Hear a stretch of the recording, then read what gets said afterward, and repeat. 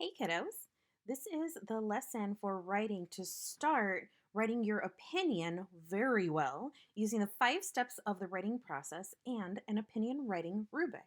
So, all of it's going to be based on Esperanza Rising, the reading that we've been doing lately, especially the last reading lesson where I gave 4 options for a prompt. So, we'll take a look at that in just a moment. So, first, let's get a little reminder. What are the 5 steps of the writing process?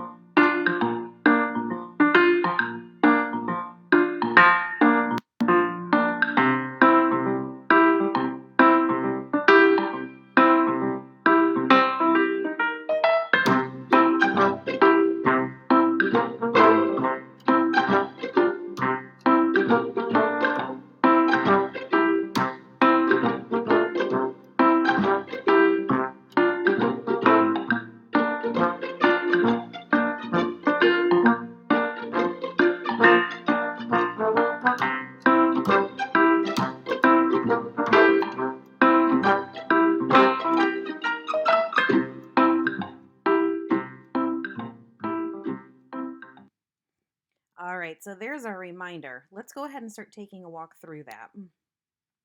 So, the prompt that I chose from Monday's reading lesson was, why was Marta upset? Was it a good reason? And why or why not? Let's start with step 1, the pre writing. That also can be called brainstorming, and this is where you write down everything that you know about the topic. And right now, my topic is why Marta was upset. So, first, what do I know about why Marta was upset? Remember, this is the pre writing. It looks a lot like drawing. First, I'm going to start in my piece of paper. In the middle, I'm going to write my main topic. Why was Marta upset?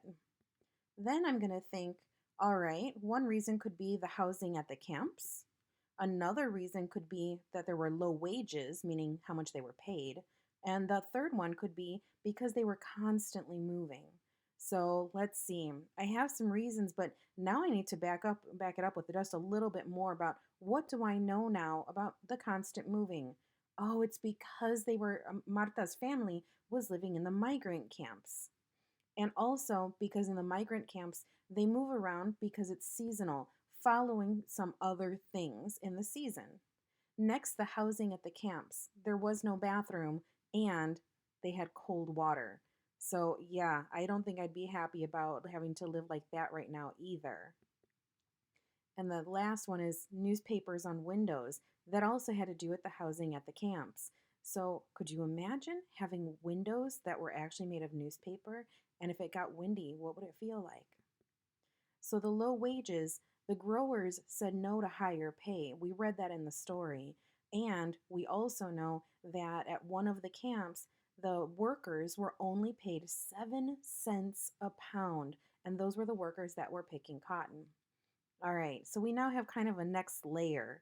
So let's look a little bit deeper into this and find some information that was from the text that can back it up even more. So the first one is that we know that they had cold water because several people had to go boil water on the stove to even take a warm bath. And we know for the bathrooms that there weren't any in the cabins because they had to fill the tubs from the hose, which means they didn't have a faucet. And we also know that Esperanza had to leave her cabin to go dump the diapers when she was learning how to change them. Now, looking at back to the constant moving, the seasonal. Well, seasonal meant that during some seasons almonds were growing, and so Marta's family would go work wherever the almonds were. And then during another season, it was onions, and so she would move to the farm or ranch where the onions were growing. And yet another part of the year where the melons were. She would have to pick up and move with her family to go harvest the melons.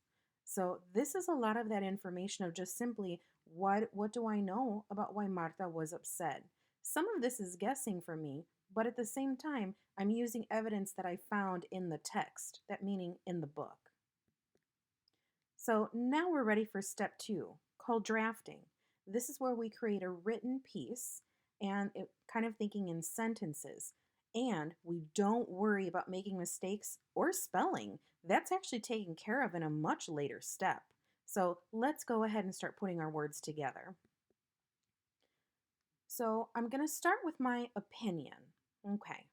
In my opinion, Marta was upset about how hard it was to live and work in the migrant camps where campesinos were paid low wages, the housing was insufficient, and they had to move all year long. Okay, so there's the beginning of my drafting. I want you to notice the different colors too. I used the 3 different main examples that I put into my pre-writing or my brainstorming: the low wages, housing, and moving. So now let's go to the next part. So as I continue, I'm going to start with the low wages information and add some more information. Although the campesinos asked for higher pay to 10 cents per pound of cotton, they said no and only paid them 7 cents per pound. Let's see. Next, I'm probably going to move on to the housing so that I can just keep going in order with what I've already pre-written. Their housing had newspapers on the windows to keep the wind out and no bathroom. That required Esperanza to leave her cabin to dump a diaper. They didn't have hot water either. That's why Hortensia, Josefina, and Ramona had to boil water on the stove for their baths. Okay, looking at what I've drafted so far, I still see I have the blue moving to write about. So now I'll get to that section. Marta's family had to move all year long to different migrant camps. Where they went depended on the seasons: onions, melons, almonds, etc. Okay, I've now added some of the details from my pre-writing to all 3 of the main sections for my reasons. So this is part of my draft. Now let's take a look at the rubric. That's really a checklist for writing to see if we kind of hit all of the right parts and included everything that would make it a good writing piece. So with the rubric, we're going to stop and check to see what we still need to fix or write our opinions well. This is just a little screenshot of what the rubric looks like, but it's a little bit longer than this, about 3 times longer. So if you want to click later on the link on the web page, you'll be able to see the entire rubric checklist on your own, and you can even print it out to work on it. But right now, we're going to take a look at my writing and my model and compare it to each of those different parts. We can see so far there's part 1, overall, part 2, lead, part 3, transitions, part 4, ending, part 5, organization.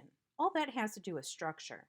But then there's the next purple area that says development, and then that continues. 6, I think it says elaboration, but again, we'll take a look at that in a minute.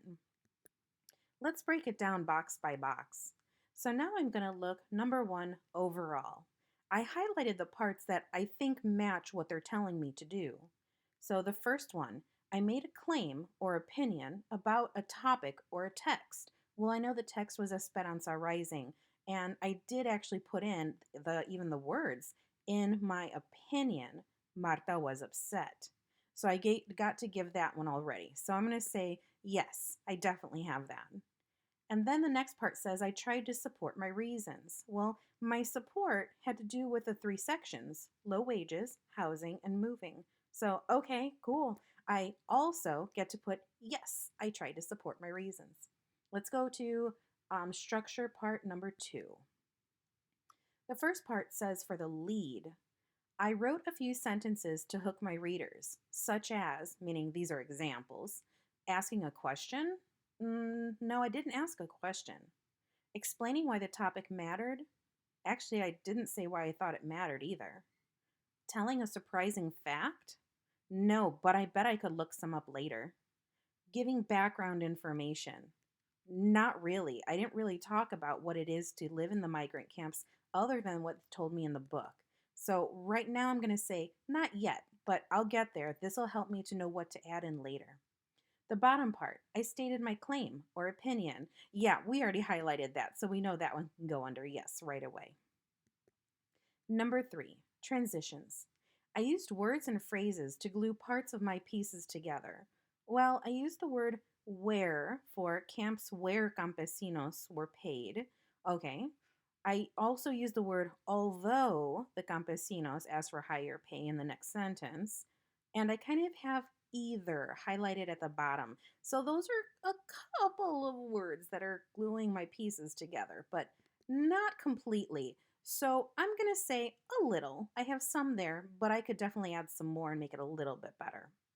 The next part says I used phrases such as, for example, another example, one time, and for instance, to show when I wanted to shift from saying reasons, meaning my own thoughts, to giving evidence or facts.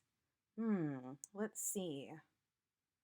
I don't see any parts where I have examples to show the difference. So right now, that's going to say not yet, but I know I can add that later when I get to a different step of the writing process. The last part says, I used phrases such as in addition to, also, and another to show when I wanted to make a new point. No, I didn't actually do that. I don't see those words. So that one's also going to go under the not yet column. So I know that I can still work on that later. Number 4, I wrote an ending for my piece where I restated and reflected on my claim. Actually, I didn't even write an ending, so that definitely goes under not yet. Second part of this says, I suggested an action or response based on what I had written. Actually, I didn't suggest anything of how to fix this. That's really what it's asking for. So that's still going to go under not yet, but now I can start thinking about what could have been a solution for Marta and her family. Number 5, I separated sections of information using paragraphs. I only have one paragraph, so that definitely goes under not yet. Number 6 starts the next section called development. It says, I gave reasons to support my opinion. So let's see, reasons. The campesinos asked for higher pay. There were the 10 cents of cotton per pound. The growers said no to increasing the pay. They only paid them 7 cents. There were newspapers on the windows to keep the wind out. There was no bathroom. They had to leave cabins in order to use toilets. They didn't have hot water. People had to boil water on the stove for their baths. A family had to move all year long. They went to migrant camps and they depended on seasons. And then I listed the onions, melons, and almonds. Whew, I'd say I have a pretty good amount of reasons in that one. So I'm going to say yes, I did do that. And then I chose the reasons to convince my readers. Absolutely. I did this one on my own. And I made sure to actually think about the reasons and pick them out and look for them in the text. So the next part says, I included examples and information to support my reasons. That definitely comes back to putting in the dollar signs to say that, yeah, they actually named those numbers. Talking about people's names, where I got to add Hortensia, Josefina, and Ramona when that they were the ones boiling water on the stove. I included the name Esperanza because she's the one that had to leave her cabin to dump a diaper, which is also one of the words that was described in there, diaper. So from this is definitely adding examples to my reasons. So I'm going to say yes. And then the last part, my reasons were from at least one of the following. Well, yeah, they were from a text of the book Esperanza Rising. All right, not too bad on this one, huh? The next section is craft. So let's see the different parts of it. First one is, I made a deliberate word choice to convince my readers by emphasizing or repeating words that made readers feel emotions. You know, even though I think it's a topic that some people might have some feelings about, I don't think that I really put any emotion words in there. So right now it's going to go under not yet, and I'll think about how to make that better later. The next one says, I chose precise details and facts to help make my points. Oh, absolutely. That kind of comes back to putting the actual cents or dollar amounts for how much the wages were for the workers, Has to do with the newspapers on the windows because those were actually words from the text. So was boiling water, and also listing the different seasons of the foods that were harvested, such as onions, melons, and almonds. So right now, I'm going to put that under the little bit, kind of. I'm halfway there. So I could actually pick a few more facts and precise details to support what I'm trying to say. So I think I want to look at that a little bit more later. The next one is I used figurative language to draw readers into my line of thought or to kind of let them see how was I thinking. But I really didn't do anything figurative. I went straight for the facts. So that one's a not yet, but now I know that I should do that later. Next is I made choices about which evidence was best to support my points. I know that I was definitely thinking about that when I was doing my pre-writing, so that gets a yes. And the last one, I used a convincing tone. Okay, honestly, I didn't even think about a tone when I was writing, so that goes under not yet too. All right, next one, we're almost done, is spelling under language conventions. Well, if we think back to the video, those mistakes in spelling and things, I don't really have to worry about them until the editing step of writing, which we're not at yet. So let's see what it says so far. I used what I knew about spelling rules to help me spell and edit. Well, yeah, I used what I think I know is correct. So far, I am going to say that's a yes. And I use the dictionaries to help me when needed.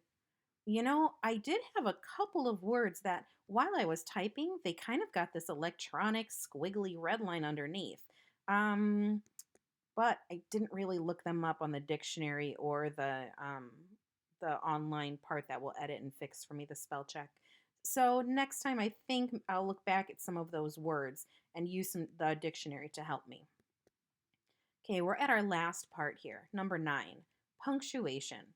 When writing long, complex sentences, I used commas to make them clear and correct.